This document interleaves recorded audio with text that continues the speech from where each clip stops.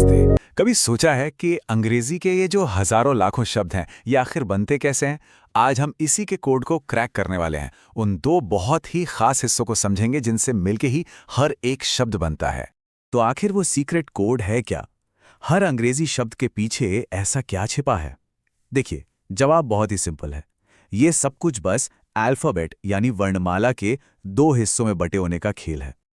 और ये दो हिस्से, या हम कह सकते हैं दो टीमें हैं, वावल्स और कॉन्सोनेंट्स। हाँ, पता है, ये सुनकर स्कूल की ग्रामर क्लास की याद आ गई होगी, लेकिन यकीन मानिए ये पूरी अंग्रेजी भाषा की नींव हैं और इन्हें समझना सुपर इंपॉर्टेंट है। और ये बहुत ही आसान है। देखिए, वॉवल्स की टीम में बस 5 खिलाड़ी हैं। ए, ई, आई, ओ और यू। बस यही 5। और बाकी के जितने भी अक्षर बच गए वो सब दूसरी टीम में हैं, यानी कॉन्सोनेंट्स।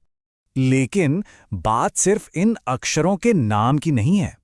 असली खेल तो ये समझने में है कि इनकी आवाज हमारे मुंह से निकलती कैसे है। यहीं पर, इसी चीज में सारा का सारा फर्क छिपा हुआ है।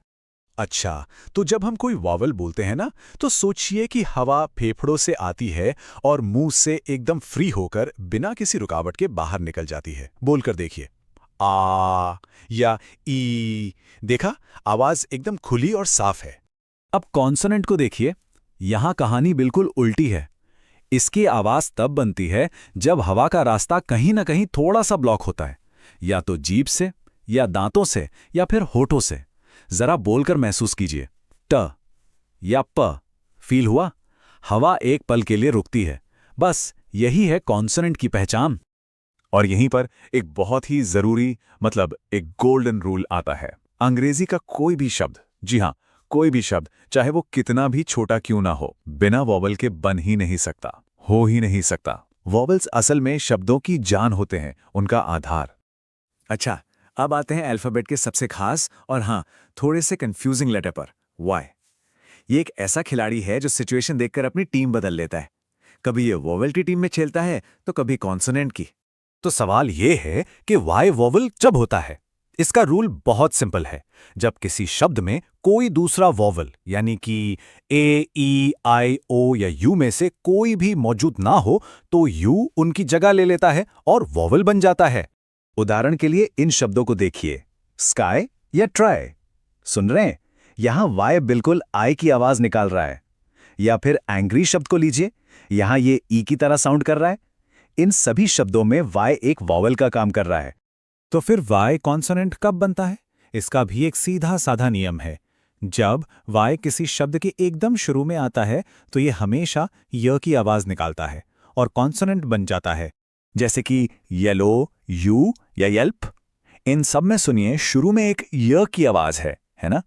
बस यही एक पक्की कॉन्सोनेंट वाली ध्वनि है। चलिए, तो अब तक वावल्स और कॉन्सोनेंट्स का फर्क तो एकदम क्लियर हो गया है।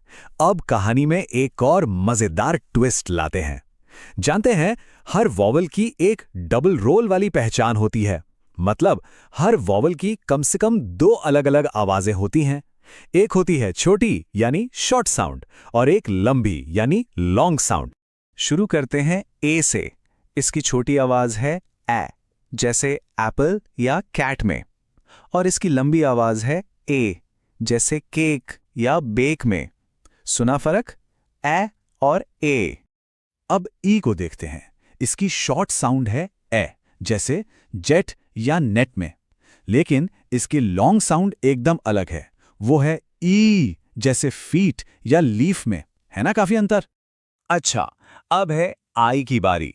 इसकी छोटी आवाज है ए, जैसे फिश या पिग में। और लंबी आवाज है आए, जैसे काइट या आइसक्रीम में। वॉवेल ओ के बारे में क्या ख्याल है? इसकी शॉर्ट साउंड है ओ, जैसे क्लॉक या डॉग में। और इसकी लॉन्ग साउंड है ओ, जैसे रोप या बोट में। और आखिर में हमारे पास है यू। इसकी छोटी आवाज है अ, जैसे सन में। और लंबी आवाज है यू, जैसे क्यूट या यूनिकॉर्न में। तो अब हमारे पास सारे बिल्डिंग ब्लॉक्स आ चुके हैं। हमने वोवेल्स, कॉन्सोनेंट्स और उनकी अलग-अलग आवाज़ों को समझ लिया है। तो चलिए, अब इन सबको जोड़कर पढ़ने के 2 बहुत ही आसान नियम सीखते हैं जो सच में बहुत काम आएंगे। पहला नियम है एक वोवेल वाले शब्दों के लिए। अगर किसी शब्द में सिर्फ एक वावल है तो वो आमतौर पर अपनी छोटी आवाज़ यानी शॉर्ट साउंड निकालता है, जैसे जैम, बेड, हॉट। देखा कितना सिंपल है। अब दूसरा नियम यह है दो वावल वाले शब्दों के लिए। अगर किसी शब्द में दो वावल हैं तो ज़्यादातर केस में क्या होता है कि पहला वावल अपनी लंबी आवाज़ यानी लॉन्ग साउंड निकालता है और जो दूसरा वावल है वो एकदम चुप हो जाता है, साइलेंट।